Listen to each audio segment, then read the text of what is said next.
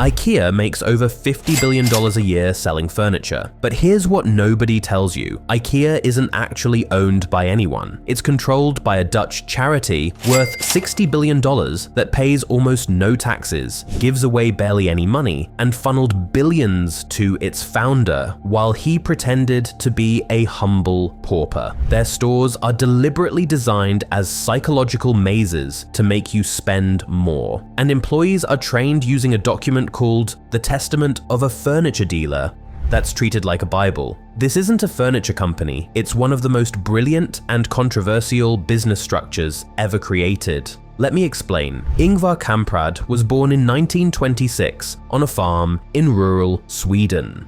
He was dyslexic, struggled in school, and his parents separated when he was young. But at age 5, young Ingvar discovered a talent, buying things cheap and selling them for more. He started with matches, then pens, Christmas decorations, anything he could flip for profit. By age 17 in 1943, he formalized his operation and named it IKEA. Ingvar Kamprad, Elmtarid, his farm, Agunnarid, his village. IKEA started as a mail-order catalog selling random merchandise. But when Kamprad added furniture in 1948, everything changed. The problem? Established Swedish furniture manufacturers hated that this kid was undercutting their prices, so they organized a boycott, pressured suppliers to stop working with IKEA, and tried to destroy him. Most companies would have collapsed, but Kamprad went to Poland, where labor was cheaper, and started designing furniture himself. Then, in 1956, one of his designers, Gillis Lundgren, couldn't fit a table into his car. Frustrated, Lundgren unscrewed the legs. Suddenly, Kamprad realized flat pack furniture meant lower shipping costs, easier storage, and customers could assemble it themselves. Harvard researchers would later discover that people assign 63% higher value to self-assembled goods. They called it the IKEA Effect. By the 1970s, IKEA was expanding rapidly, but Kamprad had a problem. Sweden's taxes were crushing. So in 1976, he fled to Denmark, then Switzerland. He called it tax efficiency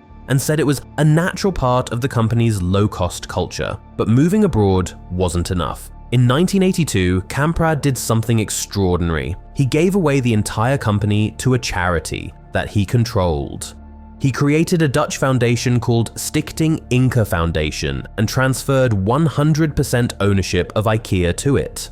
On paper, Kamprad no longer owned IKEA, but the foundation's board included Kamprad himself and reserved seats for his family. The foundation's stated purpose was to promote innovation in architectural and interior design, which sounds charitable until you realize it owns Inca Holding, which operates most of IKEA's stores worldwide. In 2006, The Economist investigated and estimated the foundation was worth $36 billion, making it the world's wealthiest charity. But they also discovered it was one of its least generous.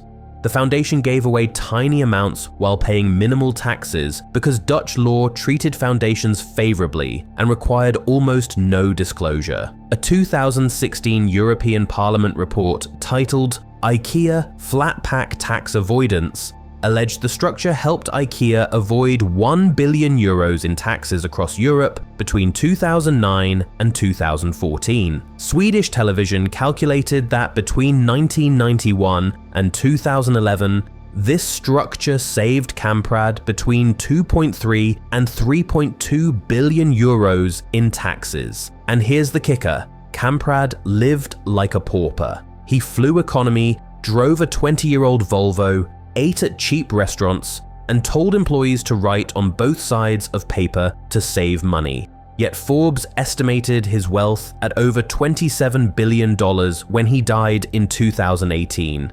He was one of the 8 richest people on Earth, but he'd convinced the world he was just a frugal old man. The financial structure is only half the story. The other half is the cult-like culture. In 1976, Kamprad wrote The Testament of a Furniture Dealer, a 9-point manifesto that became IKEA's operating manual. Employees are indoctrinated with it. It's used almost like a Bible to train workers in the IKEA way. It includes principles like a job must never be just a livelihood. If you are not enthusiastic with your job, a third of your life goes to waste. IKEA created a cultural training center in Sweden where employees worldwide come to be immersed in IKEA values. The goal is ensuring everyone thinks the same way. Kamprad wanted to create positive fanatics who stubbornly refuse to accept the impossible. Critics say it creates a conformist culture where dissent is discouraged. Supporters say it's just strong corporate culture. Either way, it works. And then there are the stores, psychological weapons designed to make you spend money you didn't plan to spend. Most retailers design stores for easy navigation. IKEA does the opposite. Their stores are deliberately confusing one-way mazes that force you to walk past nearly everything before you can leave. Alan Penn, a professor at University College London, calls it a psychological weapon used to confuse and disorient shoppers into spending more. It's called the Gruen Effect, when disorienting store layouts cause people to forget why they came and make impulse purchases. IKEA has perfected it. You can't just walk in and buy a lamp. You have to traverse 50+ room settings and walk over a kilometer through the store. The maze serves multiple purposes. It forces you to see everything, creates false scarcity. You grab items now because you won't find them again, creates mystery. Every turn reveals something new and puts you in a submissive state where you hand over control to the store's path. The stores have no windows, making you lose track of time like in a casino. They offer pencils and shopping lists at the entrance, which creates commitment. Writing down what you want makes you psychologically commit to buying it. And then there's the food. IKEA's meatballs aren't just quirky. A 2012 study found that shoppers who ate at the IKEA food court spent over twice as much on furniture as those who didn't. Eating primes happiness, and happiness primes spending.